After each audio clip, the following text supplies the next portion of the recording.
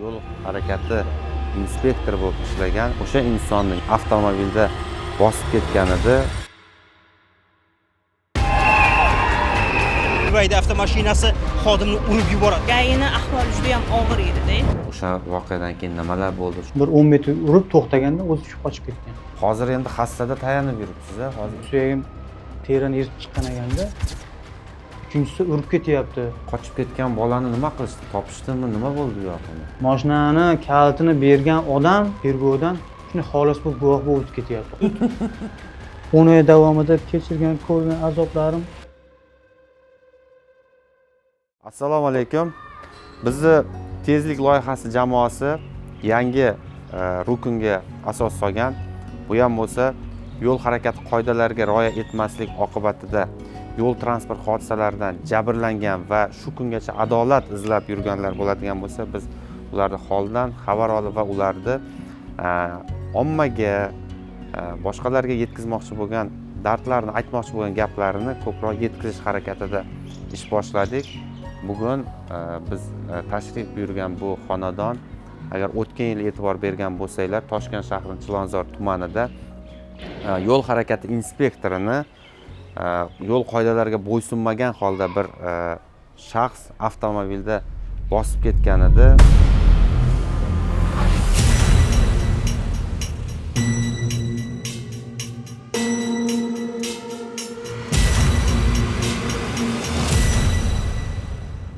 Bu shaxs uzoq vaqt davolangan va bunday o'rtoqlar, koridorlar, chiroqlar o'chirilgan, yoqishga harakat qildik, yonmadi. Bu menimcha elektr energiyani iqtisod qilishning yo'li.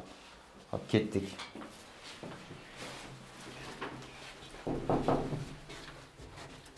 Plastik bizni eshitsa kerak. Assalomu alaykum. Kechirasiz, Humoyun Sharif uylari shumi? 30-chi dedi-ku. 29 mi? Ha, adashibmiz 31 ekan. Bizni menimcha gazdan yo svetdan yo nalogdan deb o'ylayapti shekilli. Hech kim chiqmaydi, jimjit keldi. Kechirasiz, Humoyun Sharif uylari shumi? Assalomu alaykum. Assalomu alaykum. Kechirasiz, Humoyun Sharif sizmisiz? Ha, yaxshimisiz aka? Biz keldik sizdan xabar olgan. Kirsak bo'ladimi? Ko'pchilikmiz lekin. Assalomu alaykum. Voqea aynan mana shu yerda yuz bergan. To'xtash ishorasiga bo'ysunmagan Dubayda avtomashinasi xodimni urib yuboradi va natijada taxminan 30-40 metr masofaga xodim uchib tushadi. Assalomu alaykum Yanarboq Humoyun aka. Siz haqingizda biz biroz oldin eshitgan edik. O'tgan yili biz ijtimoiy tarmoqlarda ham ko'pchiligimiz ko'rganmiz. O'sha xizmat vazifangizni olib borayotgan vaqtingizda bir mashina kelib sizni urib ketgan edi. Keyinchalik ochig'i biz bu voqea nima bilan tugadi, sizni o'sha holatingiz nima bo'ldi, ochig'i biz u haqida bilmay qoldik va mana yaqinda tasodifan eshitib qoldik. Shu bois bizni o'sha tezlik loyihamizni doirasida aynan yo'l transport hodisalaridan jabr ko'rgan va bugungi kunda qandaydir darajada ommaga, jamoatchilikka bir o'zini gaplarini aytmoqchi bo'lganlar, yetkazib qo'yishimiz kerak bo'lganlarni borib tanishib, ularning holidan xabar olib, to'g'ri ma'noda odamlarni o'sha yo'l qoidalariga doimo rioya qilib yurish kerakligi, uni oqibati nimalarga olib kelishi haqida bir chorlov ma'nosida shunaqa rukun boshlaganmiz. Shuning uchun keldik biz siz bilan gaplashgani. Tanishmoqchimiz. Bugungi kunda nima ishlar qilyapsiz? O'sha voqeadan keyin nimalar bo'ldi? Shu haqida bilaylik deb keldik. Avvalo vaqt ajratganingizga sizga ham rahmat. Sizlarga ham rahmat. Shuncha yo'qlab kelibsizlar. Avvalambor bayramlar bilan kelib turgan. Rahmat, birga bo'lsin. Rahmat. O'zi 12-may kuni bo'lgan ekanda, 2024. Qayerda nima sodir bo'lgandi o'shanda? Shu 2024-yil 2012-may kuni uydan vatanimga sog'-salomat xizmat qilaman deb yaxshi niyatda chiqib ketganman. Shu taxminan soat 17:00 kechki payt. Kechga yaqin. Kechki payt. Aha. Uydan chiqib ketdim. Shu yo'nalishimiz bo'yicha Lutfiy Muqimiy ko'chasi, keyin Muqimiy Lutfiydan ko'chasiga qarab shu joyga biz chekka tushdik. Taxminan soat 19:00larda Muqimiy ko'chasidan Lutfiy ko'chasiga qarab ozgina vaqt xizmat olib turgan paytimizda shu Oqtepa ko'rik tomondan menga shu BYD, qora BYD ham sal shubhali ko'rindi. Oynalari tusi o'zgartirilgan qora. Endi kim ichib o'tiribdi, ruxsatnomasi bormi, yo'qmi? Nomer yaxshi ko'rinmadi. Keyin to'xtatdim. To'xtash ishorasini bersam, o'ngga olganday bo'lib to'xtab turdi. To'xtaganday bo'lib turib, keyin yana gazini bosib ketib yubordi. Tezlashib ketdi. Qochib ketdi. Keyin nomerni yaxshi ko'rinmadi. Keyin sirazi hamkasblarim shu orqasidan kuzatib borishdi. Bir taxminan bir 300-400 metr uzoqlashib ketdi u mendan. O'sha men turdim xizmat olib. Ular mashinasiga o'tirib orqasidan kuzatib ketdi. Kuzatdi-da borib mahallaning ichiga kirib ketishdi, o'ng tomondan mahallaga. U mahalla qochdi. U qochib ketdi. Birinchi to'xtatdim, bo'ysunmadi. Qochib ketdi. Keyin qochib ketdi. Siz joyingizda qoldingiz, sheriklaringiz mashina ichida, xizmat mashinasida Quvlab ketdi. orqasidan quvib ketdi. Kuzatib ketishdi. O'sha paytda mahallaga kirganda ular ham orqasidan borib, haligi sirena migalkasi bilan, roper bilan to'xta deb ishorasini bergan ekan aytishi bo'yicha. Keyin oradan bir 5-10 daqiqa o'tdimi, menga ratsiya aloqasi vositali shu yo'llar tomon qarama-qarshi tomoniga o'tgan. Hamma qatnov qismini yo'lni yopgan, to'xtatgan mashinalarni sam tomonga qarab boryapti o'sha mashinalar. Ular o'sha orada birinchi marta to'xtatishga harakat qilgan, lekin u to'xtamagan. Keyin yo'llar tomoniga o'tib, tezlik bilan o'zimni straxovka qilib o'tdim. O'tib hamma mashinani to'rtta qatordagi polosadagi mashinani to'xtatdim-da, shu nimadir bo'lib, Bardyorqa tomondan Nexia 3 kelib turdi, bu tomonda mashina to'xtadi. Yo'lda o'rtasida turibman. Nexia 3 ni 3-polosaga o'tib, 4-polosa Bardyorqa tomon ochiq qolganda, u BYD manevr qilib bosib kelyapti. Shuni chap tomonga Bardyorqa tomonga o'tdi-da, men Nexia 3 oldida turgan bo'lganman. 3-polosada bo'lgan bizda. 3-polosadan 4-polosaga 2 qadam qo'yganman. Qo'yib shuni jezdan ko'tarib turganman. Ko'tarib chiqib 11 sekund videolarni ko'rdik. 11 sekund siston chalib turgan ekanman. O'sha paytda tezligini ko'rib, to'xtamasini bilib turib, 2 qadam yana orqaga yurishini bilarman. O'sha payt urib ketganda, mendan bir 10 metr urib to'xtaganda o'zi tushib qochib ketgan. Yana qochib ham ketdi.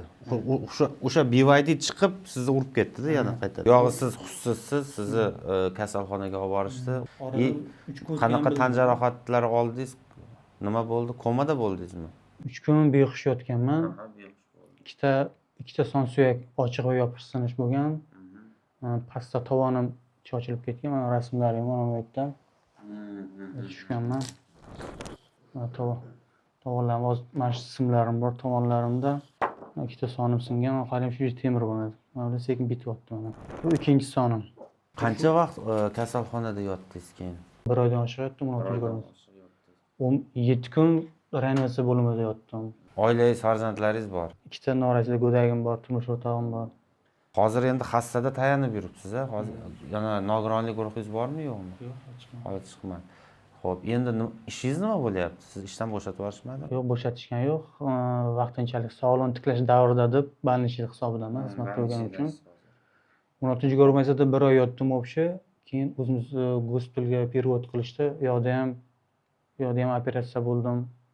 Isitmam bir 23 kun tushadi, chiqadi, uxlasam o'zimga kela olmayman. Davleniya, bosh og'riqlar hammasi chiqdi. Keyin u yoqdan doktorlar yaxshi obdan yana boshqatdan tekshirishdi. Tekshirganda shu chap oyog'imda meni urgan payti ikkita son suyagim terini yirib chiqqan ekanda. Yirib chiqqan keyin aylanib kamelga tushganman-da. O'shanda yerda sirpanib ketgan ekanman. Shu mikrob olib kirib ketgan ekan. Shu mikrob yering bo'lib qolgan ekan chizim. Shu sababli isitmam 25 kun chiqib mana o'yin qilgan. Hozir endi hali ham shu sog'liq tiklash davridasiz hozir uyda. Hali to'liq bitmagan shekilli o'sha singan joylar. Ikkita son suyagim, to'pig'imda temirlar bor. Insonlarni bityapti. Qo'rg'amlar tegan, qo'rg'azgan joyi singan, ichaklarim uzilgan, boshim, qoshlarim o'tlab ketgan, qo'llar shilinib ketgan. Deyarli 1 yilga yaqin vaqt qolibdi-da, 10 oy bo'libdi-da. Keyin u qochib ketgan bolani nima qilishdi? Topishdimi? Nima bo'ldi u yoq uni? Buni yoki shu o'zimga kelgandan keyin endi oldimga kelgan hamkasblarim, rahbariyatimdan hammasidan minnatdorman. Meni yaxshi qaradi ular rahbariyatim. Tashlab qo'ymadi. Ishxonam yaxshi qaradi rahbariyatim. Hammasi kelib holimdan xabar oldi. Shu ko'proq dadam kirib chiqib yurishardi. O'zimga sal aql hushim sal yig'ilganimdan keyin stressdan juda qattiq olganman-da. Bir 15 kundan oshiq anaqa bo'lgan. Boshim og'rib yurgan, stressing kuchli bo'lgan. Bo'ladi unaqa tabiiy hol. 3 oycha doktor yotib yurdim. Keyin shu orada sal o'zimga kelgandan keyin suddan telefon qilishdi. Suddan, aha. Uni orada kelib meni tergov qilishdi. Sud ekspertiza qildi. Xatir Sulaymonovga kelib holatimni ko'rdi ular. Yozib ketishdi. Endi men bitta joyda to'shakda mixlanib yotganim uchun bu yoqqa bora olmadim. Hammasi ekspertlar o'zlari kelib, o'sha yerda o'zida meni tekshiruv qilishdi. Birinchi sudda qatnasha olmadim, shu rayon sudida. Rayon sudi 6 yilga hukm qildi uni. Bu sababi, qochib ketgan sababi mashina birovning nomida bo'lgan. Ha, mashinani haydashga huquqi bo'lmagan. Huquqi bo'lmagan, uni haydovchilik guvohnomasi yo'q bo'lgan. Buni 6 yilga birinchi instansiya sudi uni demak Jinoyat kodeksining 104-moddasi bilan ayblab 6 yilga ozodlikdan mahrum etish jazosi tayinlagan ekan. Keyin apellyatsiya shikoyat yozgan bo'lsa, apellyatsiya sudi uni 104 chiqarib tashlab 266 qo'yib qo'yibdi-ku. 266 qo'yib, axloq tuzatish ishlariga o'zgartirib qo'yibdi-ku. Birinchidan xizmat vazifani olib borayotgan vaqtda bo'lgansiz. Ikkinchidan tan jarohat olgansiz katta darajada. Umuman sud inobatga olgan yo'q ularni. Bundan norozi bo'lib, mana anaqa yozdik. Taftishga yozdik. Taftish hozirda u fuqaroni topish imkoni bo'lmaganligi uchun 17-yilga qoldirdi. Majbur tarafga olib kelish chorasini ko'ramiz deb aytyapti. Yo'q, u fuqaro qanaqasi? U axloq tuzatish ishlari tayinlangan bo'lsa, propiskasi Andijon bo'lgani uchun Andijonda yuribdimi? Biz ham bilmaymiz uni. Aytmoqchi, sizga xabar olib yordam bermadimi u tomon? Hech qanaqa.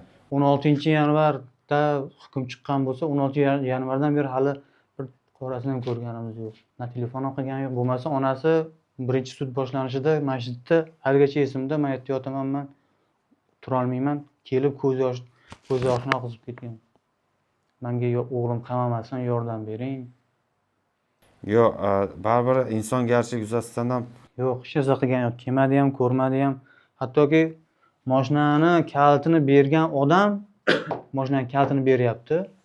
O'sha odam anaqa prokuratura tergov qilganda, tergovdan shunday xolos bo'lib guvoh bo'lib o'tib ketyapti. Qanday u? Unga na sud bir shtraf chiqarib bergan yo'q, boshqa narsa qilgan. Qizig'i, sizni holatingizda qayta kvalifikatsiya qilganda bu transport vositalari harakati va ulardan foydalanish xavfsizlik qoidalarini buzish degan moddani qo'yyapti. Bu buzish emas, bu huquqi bo'lmagan holatda haydab sizga tan jarohati yetkazyapti. Tan jarohati yetkazyapti. Keyin hokimiyat vakili, ya'ni xizmat vaqtida ish olib boryapsiz bunga nisbatan. Mayli, endi biz bunga baho bera olmaymiz, lekin albatta o'sha e'tirozlaringizni inobatga oladigan bo'lsak, sizni shikoyatingizda ham jon borga o'xshaydi bizning nazarimizda. Ya'ni sud ko'rib chiqishda nima uchun haqiqatan harakat sodir tan jarohati og'ir yana yetkazgandan keyin uni bu yoqqa yengillashtiruvchiga almashtirib o'tkazib qo'yyapti va qo'yib yuboryapti, qo'pol aytganda. Biz buni bilmaymiz, lekin menimcha o'sha keyingi sud instansiyalarida baho berilsa kerak. Bizning fikrimiz, sizni o'sha yoningizda o'sha Ichki ishlar vazirligini vakillari o'zi, jamoasi ham jamoat ayblovchisi sifatida kerak bo'lsa, ular qatnashib berish kerak. Borishdi, ular sudga borishdi, qo'ldan kelgancha o'sha hammasini o'sha Ichki ishlar vazirligining Vazirlar Mahkamasi me'yor buyrug'lar hammasini sudga aytdik. Mana bu bizni Vazirlar Mahkamasining 905-sonli qarori bor-da. O'sha qarorda yozib qo'yapti. Bu yerda ta'qib qilish, kuzatib borish degan narsalar bor-da. Uni ayblanuvchi advokat olgan. Endi biz advokat olish imkoniyatimiz ham, sharoitimiz ham bo'lmaganligi uchun o'zimiz borib, o'zimiz qatnashdik. Orqasidan shubha uyg'otgani uchun kuzatib bordik uni. Nomerni yaxshi ko'rmadi, ichiga kim o'tiribdi. Birinchi marta to'xtatdik, to'xtamadi. Ikkinchi marta to'xtatdik, yana to'xtamayapti. Uchinchisi urib ketyapti. Deb sudga hamma narsani chiroyli tushuntirib bersak, sudya bular birontasi inobatga olgan yo'qda. U mana bu kuzatib borishda o'zini etablari bor deb advokat naborot qoralayapti. Yo'q, endi siz to'g'ri tushuning. Advokat o'zini ishini qiladi bu yerda. O'sha tomonni o'zini pozitsiyasini himoya qilishga harakat qiladi, chunki u shuning uchun haq oladi. Uni normal qabul qilish kerak, lekin baribir sud hamma tomonni hisobga olib o'zi baho. Sud umuman bizni bironta shikoyatimizni ham ana inobatga olgan yo'qda, mana yerda arzimagan vajlar keltirib, umuman bizdan boshqa hech kim yo'q. 3 ta sudya o'tiradi, dadam o'tiradi, men o'tiramiz. Shu keyingi agar o'sha shikoyatingiz ko'rib chiqilish davrida biz iltimos qilamiz sizdan ham, agarki mabodo shunaqa bo'ladigan bo'lsa kunlarni aytsangiz, balki biz ham ochiq, shaffof jamoamiz bor, kuzatib kelishlari mumkin. Qolgan jurnalistlar qiziqqanlar bo'lsa ham albatta ko'rishlari mumkin. Bu yerda endi biz hozir bari sudga baho bera olmaymiz. Endi sizni fikringiz, siz aytyapsiz, e'tiroz qilyapsiz, lekin biz baho bera olmaymiz. Qanchalik to'g'ri chiqardi, unga sudda yuqori instansiyasi o'zi baho beradi, lekin mana shu asoslaringiz, vajlaringizni aytishingiz kerak va bizni ham asosiy maqsadimiz agarki yo'l qoidalarini buzmasdan to'g'ri harakat qiladigan bo'lsa, sizga o'xshab hech kim tan jarohati ham olmaydi. Sudga o'sha apellyatsiyada ham mana shikoyatlarni keltirib, iltimosnomalar kiritganman. Mana shunday iltimosnomalarni qabul qiling deb. Marani o'sha pulni qoplab bersin. Bizga yordam bersin, yordam bergani yo'q deyapmiz. Hamma narsani iltimosnomalar kiritib, bulardan umuman birontasi inobatga olgani yo'q sudya. O'sha Toshkent shahar sudyasi apellyatsiyada Mirzohidov degan sudya umuman inobatga olgani yo'q. Bo'lmasam keyingi endi sud protsessi shunaqada, bitta sud bilan to'xtab qoldi degani emas. Hali imkoniyatlar bor. Sizni to'liq vajlaringizni eshitadigan albatta topiladi, eshitishadi baribir. Xo'p. Shu xizmat o'tab yurib mana shu ahvolga tushdingiz. Mana sudlarda aytyapsiz. O'zingizni bir aytadigan gaplaringiz bo'lsa, biz so'ra olmay qo'ygan. Sizga mana aytib, marhamat, shu fikrlaringizni yetkazib qo'ying. Qolganlar ham ana to'g'ri ma'noda xulosa qilib olsin. Shu men rahbariyatimdan umuman e'tirozim yo'q. Rahbarim hozir bo'lib ketgan yangi vazirimiz ham general-mayor Aziz Anvarovich ham Toshkent shahrida navbatli paytda ham bordik. Oxirgi marta Olmazorayonda qabul qildilar. O'shanda borganimizda shu immunitet sud masalasi bo'yicha, sudda qilingan nohaqliklar bo'yicha aytdik, bizga davlat tomonidan shu advokat olib berdilar. Biz endi o'sha payt advokat olish imkoniyati bo'lmaganimiz uchun huquqiy yordam berish advokat olib berdilar. O'sha advokat yordamida qaytadan shu apellyatsiya instansiyasini kiritdik, taftishini Adilov Muhammad akaga, uni pastga turuvchi lavozim komandirlarimga hammasiga rahmat aytaman. Hamkasblarim, umuman shu O'zbekistonda ishlab turgan, militsiya sohasida ishlab turgan patrul post xizmati bo'ladimi, GAI sohasida bo'ladimi, uchastkavoy sohasida bo'ladimi, hamma o'zini asrasin, tan sihatli salomatligini asrasin. Birinchi o'rinda oila, davlat, ish hammasi bo'lish kerak ekan. Hech kim ko'chaga birinchi o'rinda avariya qilaman yoki GAIga tushaman yoki birortasini urib qochib ketaman yo o'ldirib qo'yaman yo birontasi bilan urushaman deb ko'chaga chiqmaydi. Hamma o'zini asrasin. Men svetoforlar ishlamay qolganda oddiy 5 minut bo'lmay qolsa agar GAI birpasda tirbandlik bo'lib, chorrahalar probka bo'lib qoladi. Ana o'sha yerda GAI kelib birpasda anaqa qilib, chorrahani regirovka qilib tartibga solib qo'yadi. Mana shu tartibga solib turgan, chorrahada tartibga solib turgan yo'l patrul xizmati inspektorlarini talablarini bajarsin, to'xtash so'rasin, bersa to'xtasin. Hamma ham odam to'xtasa, sharoitini, vaziyatini tushuntirsa, tushunadi, qo'yib yuboradi. Sizni holatingizda biz umid qilamizki, siz vajlaringizni, fikrlaringizni albatta inobatga olishadi, eshitishadi va adolatli bir xulosaga kelinadi. Biz bunga umid qilamiz va imkon doirasida bu jarayonlarni kuzatib borishga harakat qilamiz. Necha marta operatsiyadan o'tib chiqdingiz? Necha marta bo'ldi? 4 marta. 4 marta operatsiya. 5 marta narkoz oldim. Xo'p, asosiy aytadiganimiz shu, yo'l qoidalariga doim amal qiling. Yo'l transport hodisalari shunda sodir bo'lmaydi. Birovning hayotiga eng muhim zomin bo'lmang va birovni sog'lig'iga shikast yetkazib qo'ymang. Bu sizni nafaqat qonunbuzar bo'lishdan, shu bilan birga vijdon bilan yashashdan ham kelgusida asraydi. Humoyun aka, katta rahmat.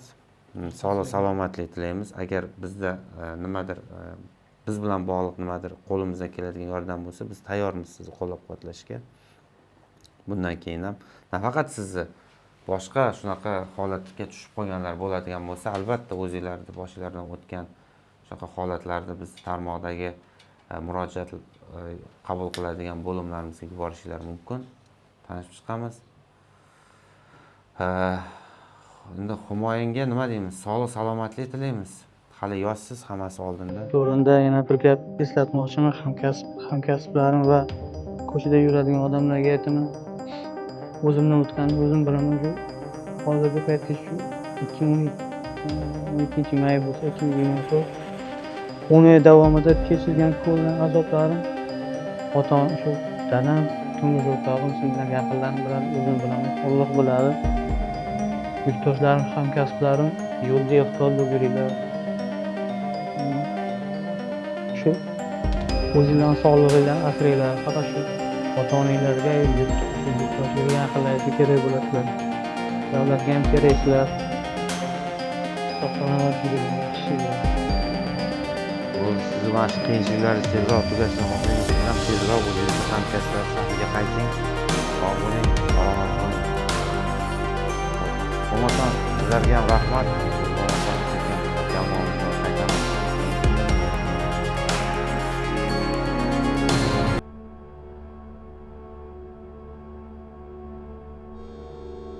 Bu Humoyunni ko'rdik, gaplashdik. Uni holidan xabar oldik.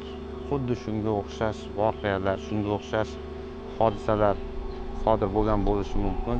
Ayniqsa yo'l transport hodisalari bilan bog'liq. Agar sizlarda ham xuddi shunaqa hikoyalar, o'zinglar voqealar bo'ladigan bo'lsa, albatta bizda mana shu Telegram ijtimoiy tarmoqdagi bot kanallarga yuborishingiz mumkin. Qolamiz, sog' bo'linglar.